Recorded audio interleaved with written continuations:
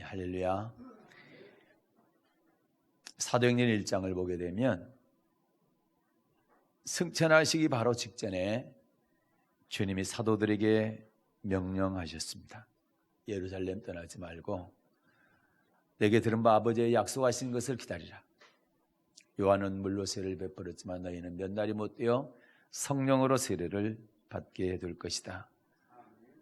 사도들 비롯해서 120명의 제자들은 주님께서 분부하신 대로 다락방에 모여서 전혀 기도에 힘썼습니다.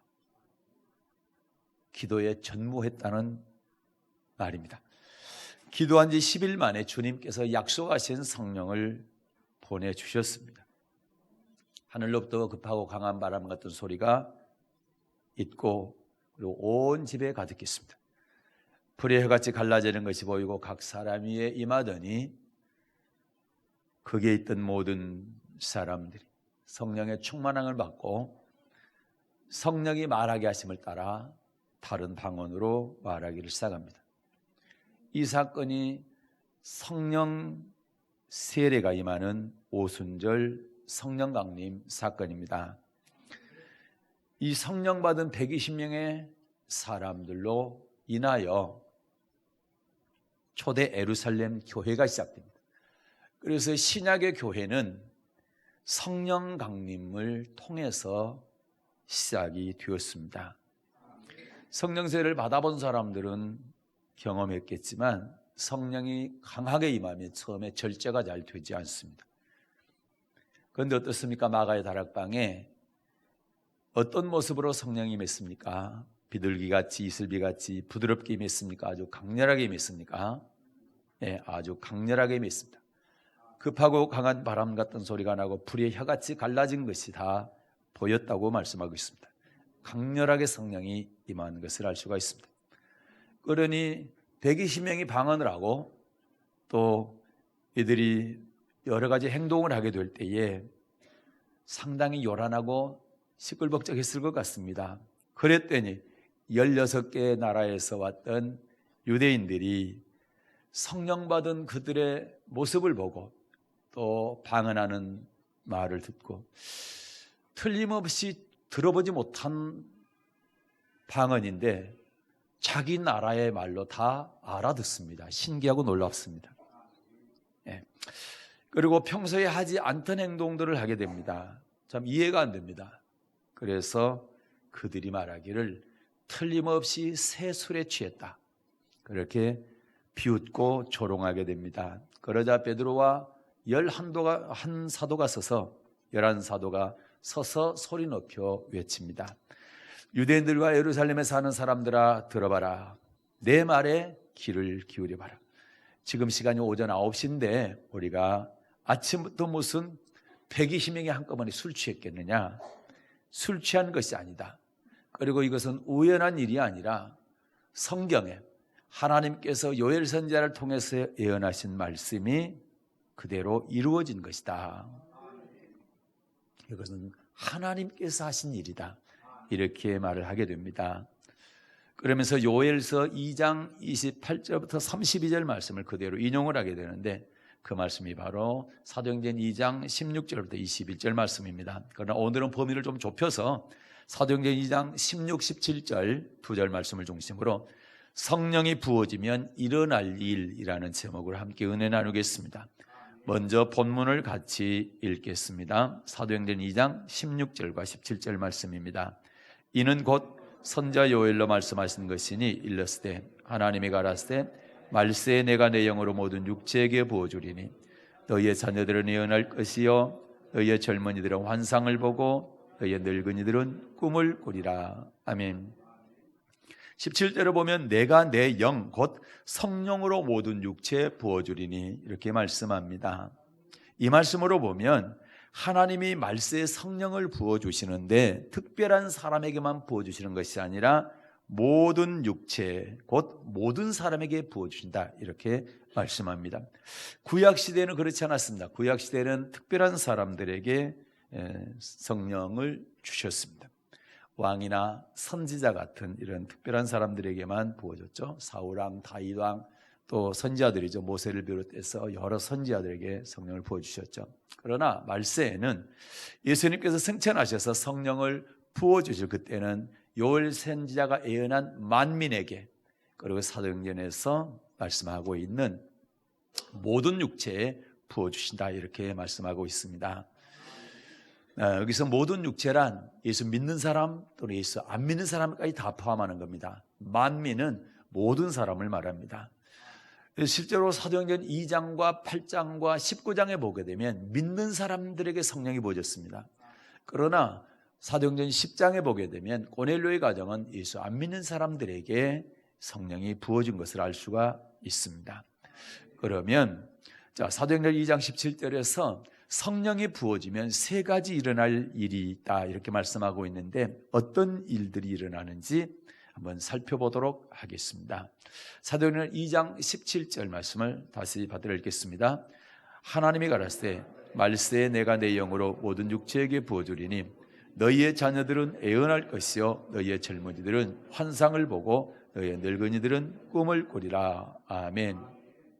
첫 번째입니다. 자녀들은 애언할 것이요 너희의 자녀들은 애언할 것이요.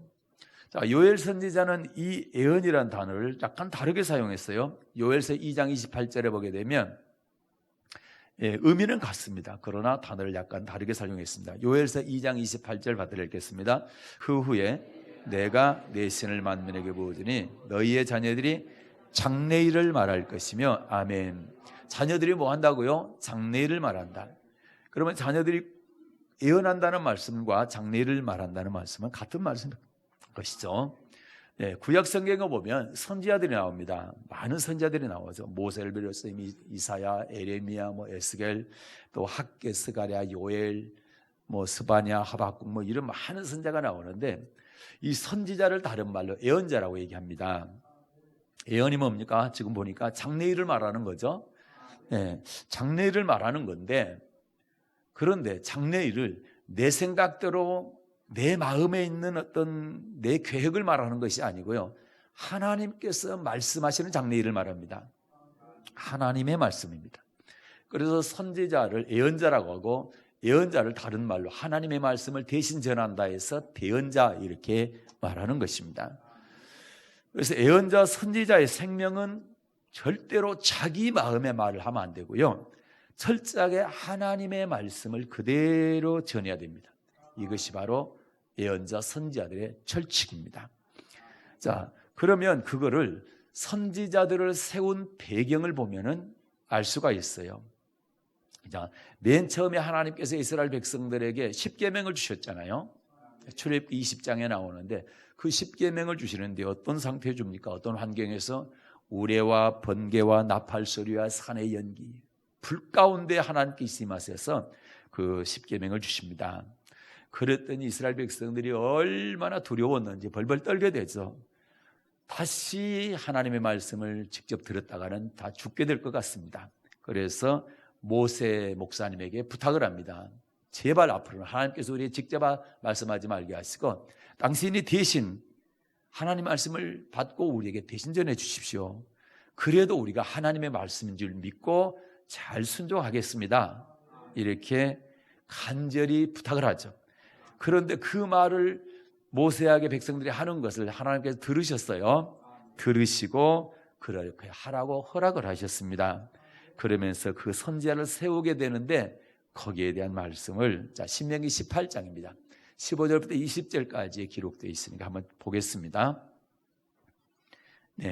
선지자를 세우는 배경, 그리고 그 선지자는 어떤 일을 해야 되는지를 잘 말씀하고 있어요. 신명기 18장 15절부터 20절 말씀입니다. 받들어 읽겠습니다.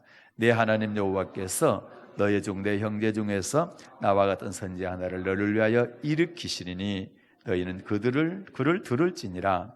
이것이 곧 내가 총회의 날에 호렙산에서 너희 하나님 여호와께 구한 것이라. 곧 내가 말하기를 나로 다시는 나의 하나님 여호와의 음성을 듣지 않게 하시고 다시는 이 큰 불을 보지 않게 하소서. 두렵건대 내가 죽을까나이다 하며 여호와께서 내게 이르시되 그들의 말이 옳도다. 내가 그들이 형제 중에 너와 같은 선지자 하나를 그들을 위하여 일으키고 내 말을 그 입에 두리니 내가 그에게 명하는 것을 그가 무리에게 다 구하리라. 무릇 그가 내 이름으로 구하는 말을 내 말을 듣지 아니하는 자는 내게 벌을 받을 것이요 내가 구하라고 명하지 아니한 말을 어떤 선지자가 만일 방자의 내 이름으로 구하든지 다른 신들의 이름으로 말하면 그 선지자는 죽임을 당하리라 하셨느니라. 아멘. 그러죠? 여기 보니까 구약의 선지자들은 반드시 지켜야 될 기준, 철칙이 있죠. 자, 이거 보면 18절에 보면 그렇죠. 내 말을 그 입에 두리니 내가 그에게 명하는 것을 그가 무리에게 다 구하리라. 여기 보게 되면 하나님의 말씀을 선지자의 입에 두셨습니다. 그래서 하나님께서 선지자에게 명하는 것을 그가 무리에게, 성도들에게 다 구하라. 하나도 빠뜨리지 말고 다 전하라는 것입니다. 그러니까 하나님께서 입에 넣어주신 그 말씀만 그대로 더하지도 말고 빼지도 말고 성도들에게 다 구하라, 전하라. 이것이 선지자의 사명입니다. 그러면서 20절을 보면 내가 구하라고 명하지 아니한 말을 어떤 선지자가 만일 방자의 내 이름으로 구하니 하나님께서 명한 말이 아닌데 그것을 방자의 자기가 하나님의 말씀이라고 하고 또 어떤 다른 신을 빙자해서 구하게 되면 그 선지자는 반드시 죽임을 당할 것이다. 하나님께 그 선지자 죽이겠다는 겁니다. 하나님의 말씀 그대로 전하지 않는 주의 종을 죽이겠다는 겁니다. 그래서 주의 종은 하나님 말씀 외에 절대 다른 말을 전해서는 안 되는 것입니다. 에레미야 선지자에게도 이런 말씀을 하셨죠. 자, 에레미야 1장입니다. 7절부터 9절 말씀을 보겠습니다. 에레미야 1장 7절부터 9절 말씀 받들어 읽겠습니다. 여호와께서 내게 이르시되 너는 아이라 하지 말고 내가 너를 누구에게 보내든지 너는 가며 내가 내게 무엇을 명하든지 너는 말할지니라. 너는 그들을 인하여 두려워하지 말라. 내가 너와 함께하여 너를 구원하리라. 나 여호와의 말이니라 하시고 여호와께서 그 손을 내밀어 내 입에 대시며 내게 이르시되 보라 내가 내 말을 네 입에 두었노라. 아멘. 7절 보면 그렇죠. 내가 내게 무엇을 명하든지 너는 말할지니라. 내가 내게 어떤 말을 명하든지 너는 그 말을 해야 된다는, 하나님께서 하신 말씀을 다 말해야 된다는 겁니다. 축복을 말했다면 그것도 말해야 되고, 저주를 말했다면 그걸 말해야 되고, 회개를 말했다면 그걸 말해야 되고, 심판을 말했다면 그걸 말해야 된다는 겁니다. 하나님의 말씀을 어떤 명령이든지 그대로 말하는 겁니다. 그리고 9절 하반절은 뭐라고 합니까? 내게 이르시되 보라 내가 내 말을 내 입에 두었노라. 내 말을 네 입에 두었노라. 그래서 여러분, 선지자는, 예언자는, 주의 종은 절대로 자기 말하면 안 되는 겁니다.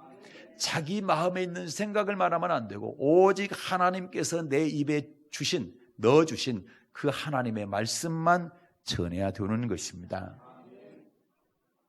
그래서 선지자, 예언자는 어떤 사람이냐 할 때, 자, 에레미야 23장입니다. 에레미야 23장 22절입니다. 에레미야 23장 22절 받들어 읽겠습니다. 그들이 만일 나의 회의에 참여하였다면 내 백성에게 내 말을 들려서 그들로 악한 길과 악한 행위에서 돌이키게 하였으리라. 아멘. 그래요. 하나님의 참 종은, 참 선지자는 하나님의 백성들에게 뭘 전해요? 내 말, 하나님의 말씀을 들려가지고 뭐 하는 겁니까? 그들로 악한 길, 악한 행위에서 돌이키게 하다.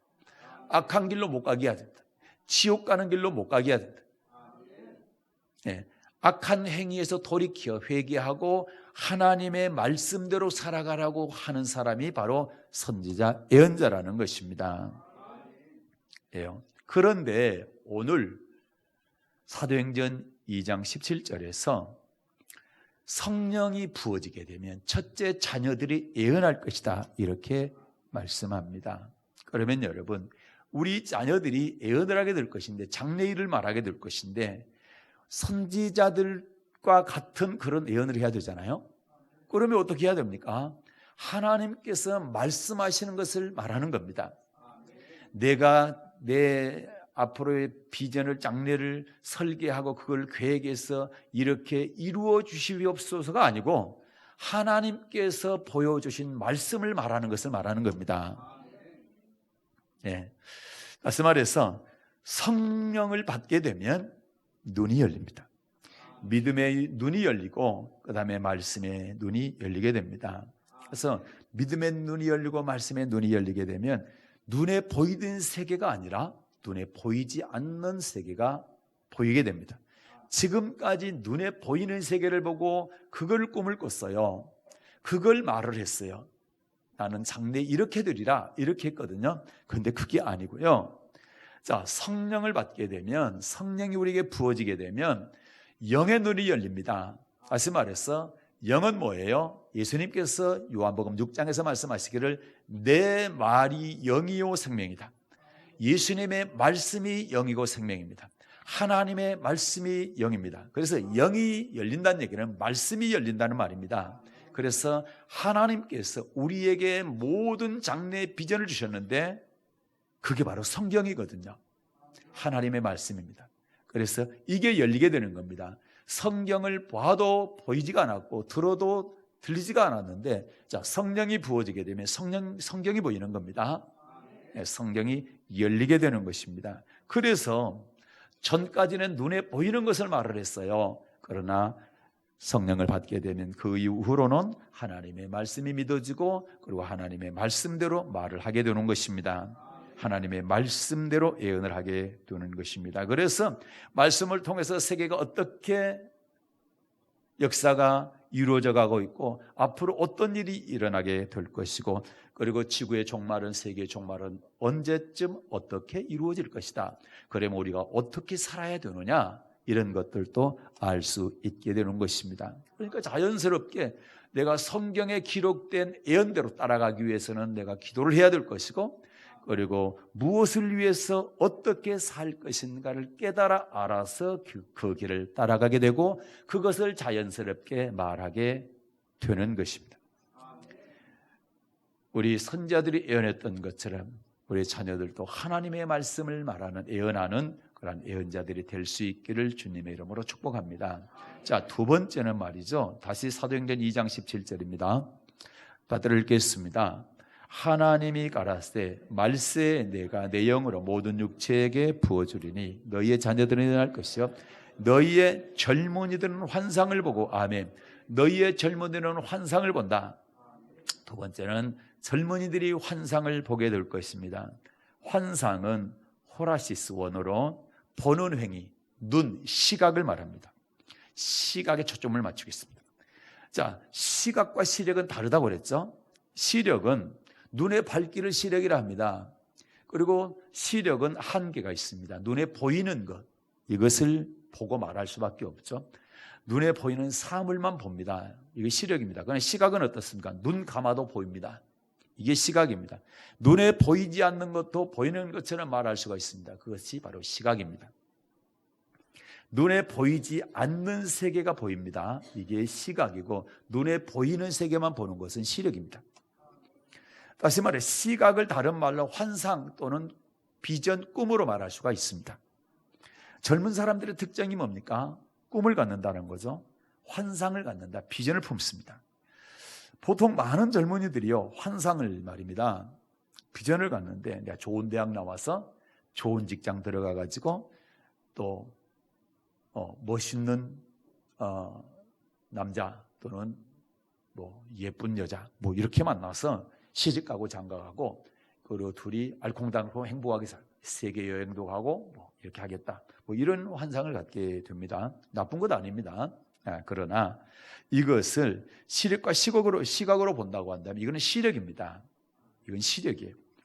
그런데 성령이 부어지게 되면 젊은이들이 환상을 볼 것인데 이것은 시력이 아니라 시각을 보는 겁니다. 시각이 열리게 됩니다. 지금까지 못 보던 것, 안 보이던 것이 보이는 것을 말합니다. 다시 말해서 환상이 달라집니다. 내가 좋은 대학, 좋은 직장, 그리고 결혼하고 그리고 세계 여행을 가고 이러한 환상에서 바뀌게 된다는 그런 말인 것입니다. 보이지 않던 세계, 영적인 세계가 열리기 때문에 어떤 환상을 갖느냐? 영적인 환상을 갖게 되는 것입니다. 젊은이로 환상을 볼 때 땅의 환상이 아니라 영원한 환상을 보게 된다는 거죠. 우리의 영혼을 위한 영원한 환상을 본다는 겁니다. 그래서 자기의 젊음을 눈에 보이는 이 땅에 있는 어떤 그런 삶, 아까 말씀드렸던 좋은 대학, 그 다음에 좋은 직장, 또 행복한 결혼 생활, 이것도 이지만 진짜 어떤 환상을 보게 되느냐? 영혼을 위하여, 진리를 위하여 투자하게 됩니다. 땅에 투자하는 것이 아니라 영혼을 위해 투자한다 이 말입니다.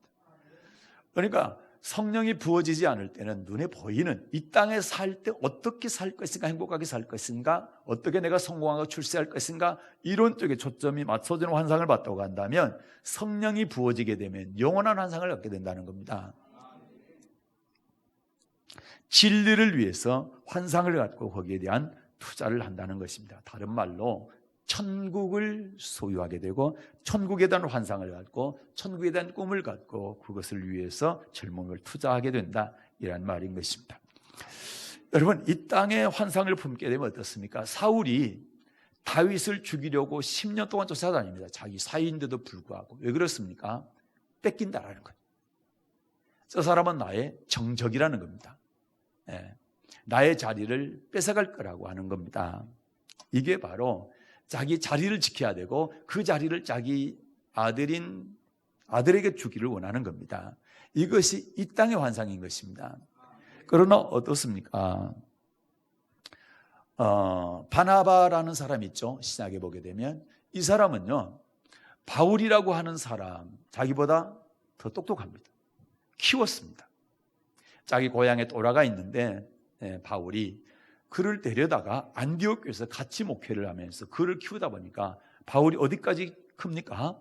세계 최고의 기독교 역사상 가장 위대한 선교사가 됩니다.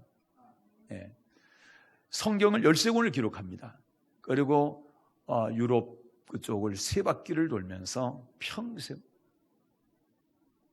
평생을 선교하는 그런 위대한 선교사가 됩니다. 기독교 역사상 전무후무한 인물이 됩니다. 누가 그렇게 키웠느냐? 바나바가 키웠습니다.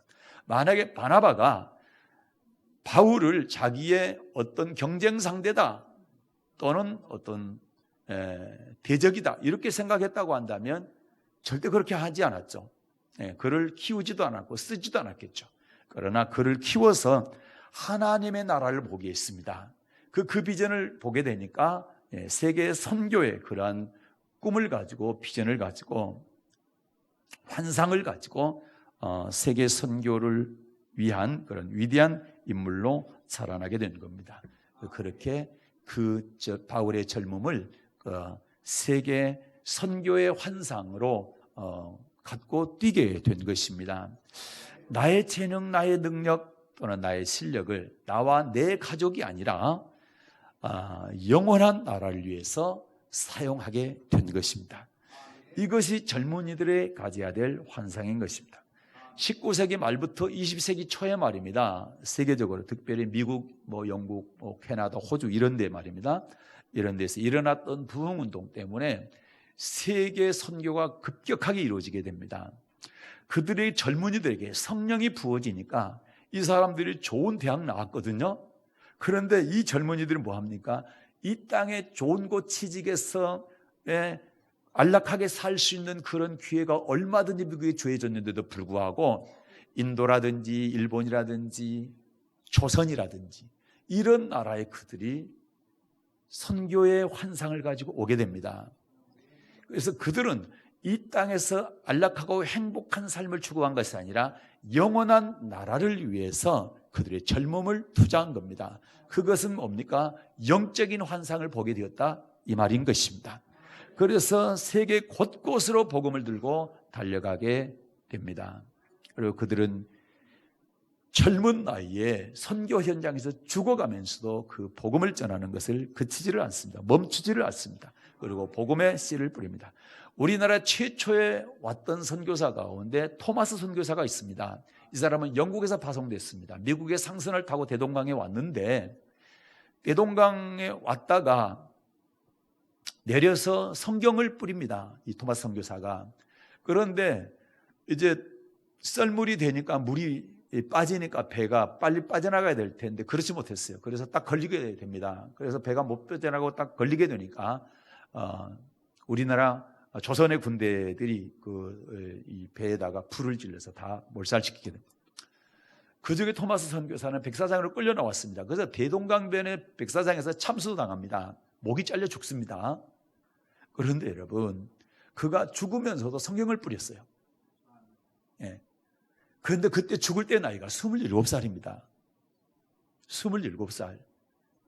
그런데 말이에요, 신기한 일이 하나님의 역사죠. 무슨 일이 납니까? 그 성경책을 갖다가 자기 집에 벽지로 도배를 했어요. 그거 찢어가지고. 그렇게 했던 사람은 박영식이라고 하는 사람인데 이 사람이 나중에 예수를 믿게 됩니다. 그리고 그 집이 교회가 됩니다.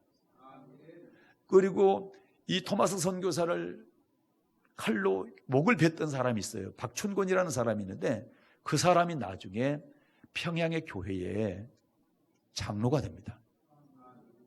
참 놀랍습니다.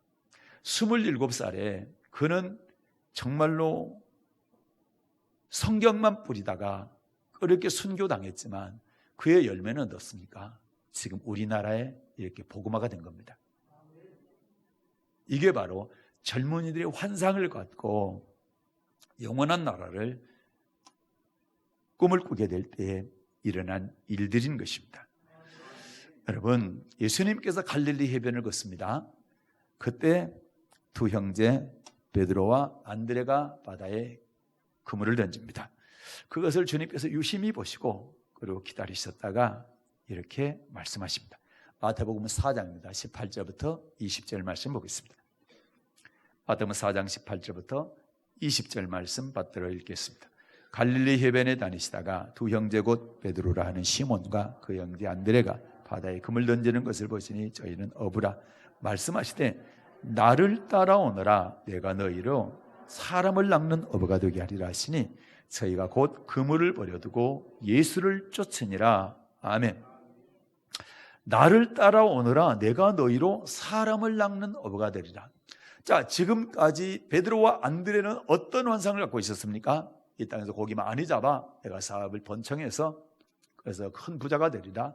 그리고 행복하게 내가 이 땅에 살리라. 이런 비전을 환상을 갖고 있었습니다.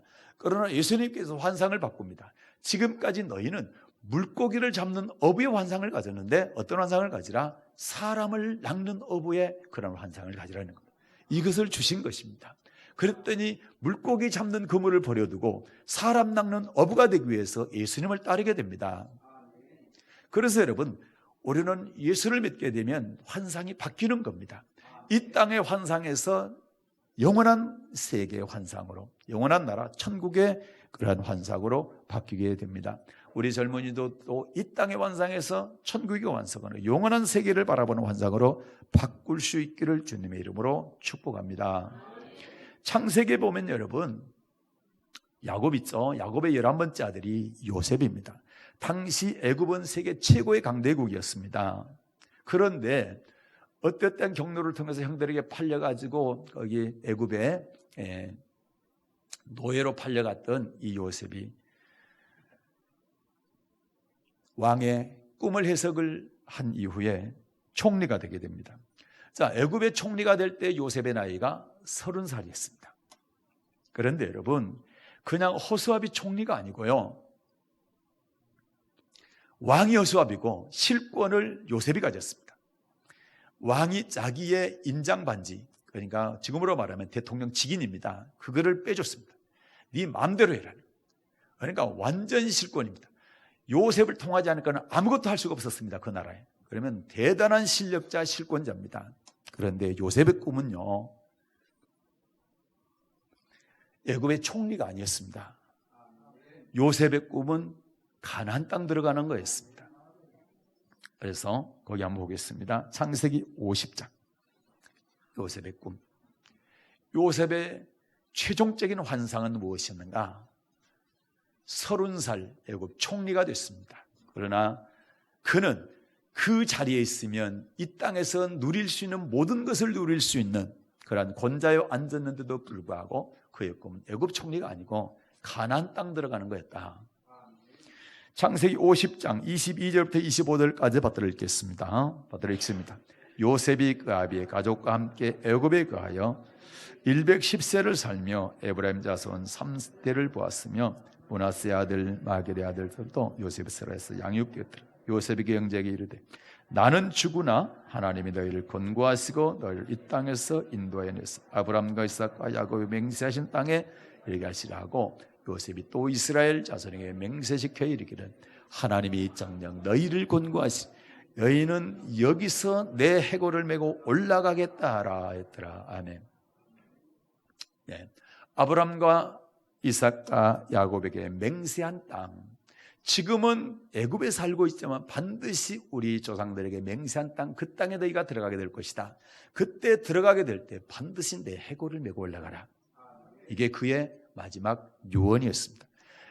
이 요셉은 그 전부터죠. 어렸을 때부터 아버지로부터 받았던 신앙의 훈련을 통해서 젊었을 때 애굽의 총리, 최고의 권세자가 됐는데도 불구하고 그가 가야 될 곳은 가나안 땅, 그것이라는 사실을 평생 한 번도 잊은 적이 없습니다. 죽을 때까지. 우리가 젊었을 때 우리가 이런 환상을 갖기를 바라고 주님께서 나를 부르시는 그날까지 이 환상을 잊지 않기를 주님의 이름으로 부탁을 드리겠습니다. 그다음에 세 번째입니다. 사도행전 2장 17절 말씀입니다. 받들어 읽겠습니다. 하나님이 가라사대 말세에 내가 내 영으로 모든 육체에게 부어주리니 너희의 자녀들은 예언할 것이요 너희의 젊은이들은 환상을 보고 너희의 늙은이들은 꿈을 꾸리라. 아멘. 세 번째, 늙은이들은 꿈을 꾸리라. 성령이 부어지게 되면 자녀들은 예언할 것이요 젊은이들은 환상을 보고 늙은이들은 꿈을 꾸리라. 여기서 젊은이들, 늙은이들 이렇게 나누는 걸로 봐서 늙은이들은 나이 많이 드신 분들을 말한 걸 알 수가 있습니다. 얼마 전에 고영승 권사님 그 간증 보니까 뭐라고 그래요? 교회 안에서 말이죠. 나는 늙어서 못해. 나는 나이가 많아서 못해. 이런 말 절대 하지 말라고 그러잖아요. 네. 이 얘기입니다. 이 얘기가. 자, 꿈을 꾸라는 얘기는 할 수 없다 하지 말라는 겁니다. 지금부터 시작하라는 겁니다. 믿습니까? 네, 나이 드신 분들은 더 크게 하면. 자, 늙은이들은 뭐 하라고요? 꿈을 꾸라고요. 꿈을 꾸라. 젊은이들만 꿈을 꾸는 것이 아니라 늙은이들이 뭘 받으면? 성령을 받으면, 성령이 부어지면 꿈을 꾸게 될 것이다. 이거 하나님의 말씀입니다. 하나님의 말씀. 그래서 절대로 나는 나이 먹어서 안 돼. 젊은 사람들이 하는 거지. 절대 그런 말 하지 말기 바랍니다. 그 사람은 성령이 부어지지 않았기 때문에. 꿈이 없는 사람. 여러분, 그래서 여러분, 젊었을 때 직장에서 열심히 사업장에서 일했잖아요. 그러고 보면 하나님 일을 더 많이 못했을 수도 있어요. 그러나 은퇴하고 나면 나이가 들면 이제 너무 자유하잖아요. 그러니까 이제 전심으로 하나님을 위해서 일할 수 있는 꿈을 꿀 수가 있게 되는 것입니다. 그래서 여러분 젊은이들도 전도하지만 나이 드신 분도 전도해야 돼. 예? 그래서 여러분 교회 안에서는 말이죠. 교회 안에서는 누가 늙은이냐? 교회 안에서 아무것도 안 하는 사람이 늙은이야. 예. 제가 어르신이라고 말하고 싶지만 성경에서 늙은이라고 했으니까 또 오해하지 마시고 기분 나빠하지 마십시오. 예? 그럼 하나님한테 기분 나빠해야 되니까. 나는 늙어서 못해, 나이 많아서 못해. 이 사람이 늙은이에요. 진짜 늙은이. 그리고 아무가 일도 않고 아무것도 안 하면, 그리고 교회 안에서 할 일이 없으면 그건 늙은이요. 그게. 예. 소망이 없이 주저앉아 있는 사람이 늙은입니다. 성경상. 그러면 교회 안에서 누가 젊은이에요? 나는 할 수 있다. 나이는 숫자에 불과해. 그리고 주를 위해서 뭔가 한다면 그 사람은 젊은 사람이요. 예. 아니 늙어가지고 무슨 꿈을 꿉니까? 아니요. 주님께서 부를 때까지 내가 하는 거예요. 그걸 해야 되니까 하나님께서 나를 건강해 해줄 거 아니요. 부르실 때까지. 그거 해야 되니까. 그리고 또 열심히 움직이니까 병도 안 들고 치매도 안 걸리고 얼마나 좋아요? 꿈꾸시기 바랍니다. 꿈꾸시기 바랍니다. 예. 아이고 다 늙었는데 무슨 꿈이고 비전이야? 제발 그런 말 하지 마요. 그러니까 금방 늙어. 그러니까 걸음도 잘 안 걸어져. 그러지 마시고 나에게도 꿈이 있다. 주님께서 나 부를 때까지 열심히 꿈을 위해서 일해야 되겠다. 그러니까 다리가 더 잘 걸어지고 말도 더 잘하게 되고 생각도 잘 돌아가고 기억력도 더 좋아지고. 할렐루야. 제발 나이 드신 분들 좀 아멘 좀 크게 하세요. 아멘. 왜 나이 먹으면 늘 뭡니까? 슬퍼지고 그 다음에 외로워지고 자꾸 우울해집니까? 꿈이 없어서 그래. 꿈이 없어서. 할렐루야. 이렇게 아멘을 크게 하셔야 돼요. 그렇죠. 아이고 죽을 날도 얼마 남았다. 두렵죠. 꿈이 없으니까 두려운 겁니다. 죽음이. 그런데 여러분 성령 받고 꿈을 꾸게 되면 두렵지가 않은 거예요. 기쁘고 즐거워요. 내가 열심히 주일하다가 주님께서 딱 부르면 할렐루야. 주님 제가 열심히 섬기다 왔습니다. 그렇게 말할 수 있어야 되잖아요. 그것이 내 힘이 아니라 성령이 부어지면 성령께서 우리에게 꿈을 주시고 일할 수 있도록 건강도 주시고. 할렐루야. 얼마나 감사합니까? 성경의 인물들을 보십시오. 아브라함이 여러분 갈대아우르를 떠날 때가 몇 살이었어요? 그래요. 75살이었어. 여러분 75살 되면 우리는 다 고향으로 돌아갈 생각을 하는데 그때 하나님 뭐라 합니까? 본토 친척 아버집을 떠나거라. 그때 고향 떠나라 합니다. 그런데 떠나잖아요. 그렇죠? 75세에 떠납니다. 하나님이 꿈을 주셨어요. 무슨 꿈 줬습니까? 네 후손에게 후손을 별과 같이 많게 할 것이고 기업을 줄 것이고 그리고 너는 복의 근원이 될 것이다. 이런. 그리고 진짜 궁극적인 꿈을 줬는데 히브리 11장에 보니까 하나님의 경영하시고 지으실 터가 있는 성을 바라봤습니다. 하나님의 경영하시고 지으실 터가 있는 성이 어디입니까? 천국. 그래요. 평생 그곳을 바라보고 그곳을 향해서 가는 거예요. 그러니까 슬플 수가 없는 거예요. 외로울 수가 없어. 고독할 수가 없는 거예요. 할렐루야. 그곳에서 하나님과 영원히 우리 주님과 영원히 살 것이기 때문에 소망이 생기지 왜 슬퍼집니까? 왜 애로워집니까? 왜 우울증에 걸립니까? 그럴 수가 없는 거예요. 저 좋은 곳에 갈 건데 기대가 되는 거죠. 죽음에 대한 두려움이 없는 겁니다. 그래서 늙는 게 슬픈 게 아니에요. 오히려 기다려지는 겁니다. 내가 한 살 한 살 먹어갈 때마다 주님께 갈 날이 더 가깝지. 그때 영원히 천국에서 살 거야. 얼마나 감사합니까? 주님께서 나 부를 때까지 최선을 다해서 주님을 섬기다 가야지. 그래야 될 거 아닙니까? 모세는 어떻습니까? 40세 젊을 때에 내가 히브리 민족의 지도자가 되어야 되겠다. 그렇게 하고 나갔는데 한 일이 뭡니까? 애굽 사람 죽여가지고 살인범 몰려서 도망가는 거였어요. 40세에. 그때는 혈기방장하고 힘도 있고요. 머리도 팍팍팍 잘 돌아가고요. 배운 것도 많고요. 말도 능통했습니다. 그런데 그가 도망가가지고 광야에서 40년 동안 양들하고만 살아? 하고 80세가 됐는데 그때서 하나님이 부르시는 거예요. 하나님께 한 말이 뭡니까? 모세가 하나님 지금은 말도 못해요. 혀가 뻣뻣하고 둔해져가지고 말도 안 돼요. 힘도 없어요. 가진 것도 없어요. 그런데 하나님은 그때 꿈을 주시더라는 거예요. 네 꿈은 애굽에서 종살이 하고 있는 네 민족을 구원해내서 광야로 끌어와서 나를 섬기게 합니다. 80세에 그 꿈을 갖습니다. 믿습니까? 지금 우리가 꿈을 가져야 돼. 나이 드신 어르신 여러분, 꿈 가지십시오. 꿈을 가지십시오. 여러분, 모세가 80세 그때 그 꿈을 가지고 하나님께서 그 꿈을 이루시잖아요. 모세를 통해서. 얼마나 대단하고 멋진 하나님입니까? 한 사람만 더 소개하겠습니다. 갈렙이라고 하는 사람이 있습니다. 갈렙. 여호수아와 함께 모세 목사님 밑에서 12족장 중에 한 족장이었어요. 그러니까 갈렙은 유다 지파의 족장이었어요. 12정탐꾼 가나안 땅에 보내게 될 때에 유다 지파 대표로 갔다 왔던 사람. 12명 가운데서 10명은 아주 부정적으로 말해가지고 다 멸망당했지만 가나안 땅에 들어간 사람 가운데 여호수아와 갈렙입니다. 그런데 하나님께서 모세를 통해서 후계자를 여호수아를 세웠어요. 그런데 그의 모습을 보면 하나님 말씀에 순종하고 용맹한 거 이런 거 보면 여호수아에게 뒤떨어지지 않는 아주 그하고 견줄 만한 사람이었습니다.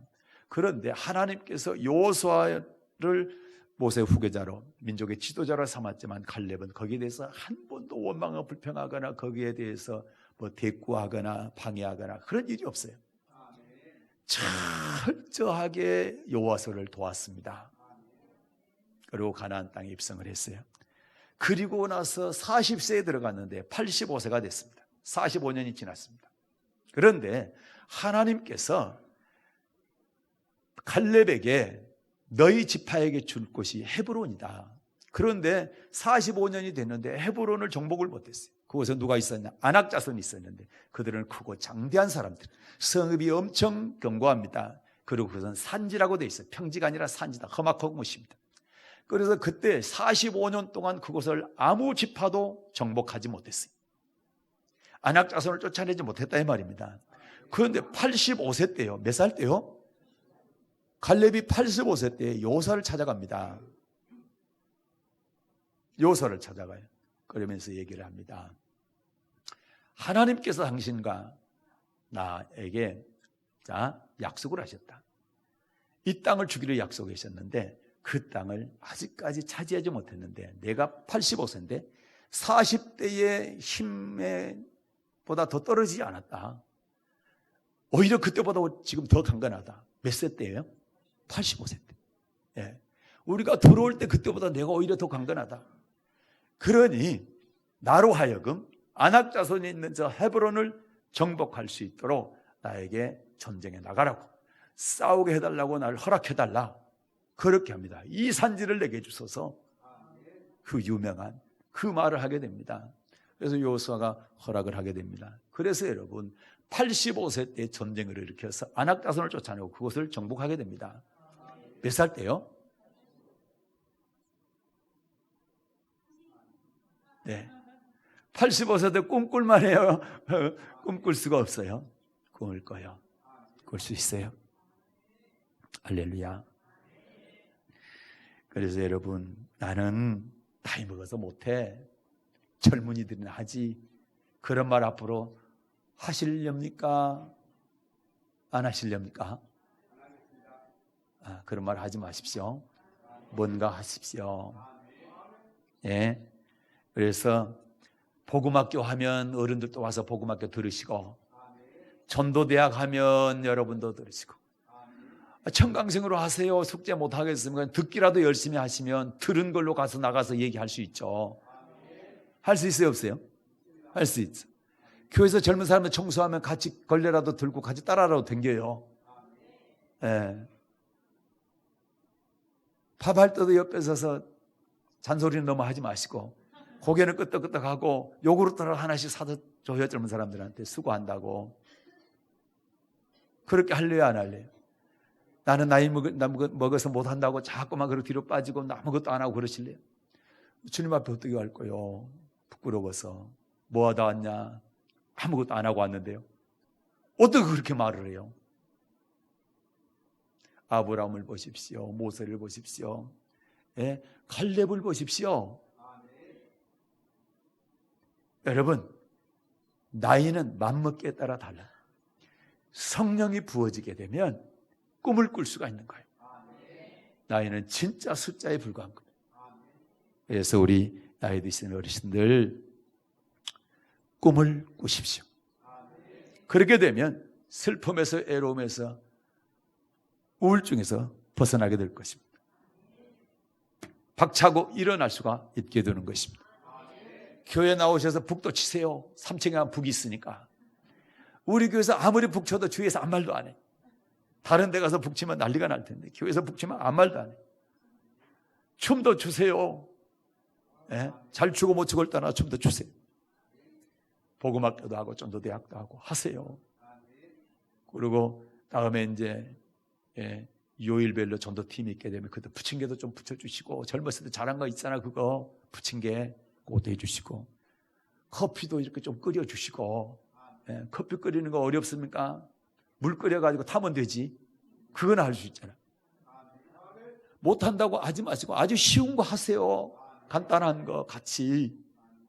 그래야 안 늙는다니까. 안 늙는다는 얘기는 우리의 생각이 늙고 우리의 마음이 늙어서 그래요.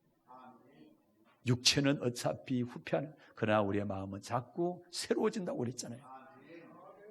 젊게 사시기 바랍니다. 그러려면 성령 받으시고 꿈꾸시기 바랍니다. 성령 받으려면 어떻게 해야 돼요? 저녁기도 나와야 돼요. 저녁기도 나와가지고 성령 받으십시오. 그래서 성령 받고 꿈꾸십시오. 말씀을 정리하고 마치겠습니다. 하나님의 요엘 선지자를 통해서 말세에 만민에게 성령을 부어줄 것이다 약속하셨습니다. 예수님께서 제자들에게 예루살렘 떠나지 말고 성령 세례 임할 때까지 기다리라. 제자들이 기다렸습니다. 열심히 기도하고 있을 때 열흘 만에 성령이 임했습니다. 급하고 강한 바람 같은 소리가 들리고 온 집에 불의 같은 것이 갈라지는 것이 보입니다. 그 성령이 말하게 하심을 따라 말을 하게 됩니다. 그렇게 될 때 세 가지 일을 하게 될 것이다. 자녀들은 예언할 것이다. 젊은이들은 환상을 보게 될 것이다. 늙은이들은 꿈을 꾸게 될 것이다. 사랑하는 여러분, 우리 교회가 이런 일이 일어나기를 바랍니다. 주저앉아 있지 말고, 소심하게 앉아 있지 말고 일어서서 이런 일들을 할 수 있기를 바랍니다. 우리 젊은이들은 세계를 향해서 나갈 수 있기를 바라고, 우리 나이 드신 어른들은 교회 나와서 춤도 추고 북도 치고 전도도 하고 열심히 할 수 있기를 바랍니다. 그리고 주님께서 부르실 때 할렐루야, 주님 제가 열심히 꿈꾸다 왔습니다. 그리고 그걸 이루기 위해서 최선을 다하다 왔습니다. 이렇게 할 수 있는 여러분 되시기를 주님의 이름으로 축복합니다. 오늘 오신 하나님 아버지 감사합니다.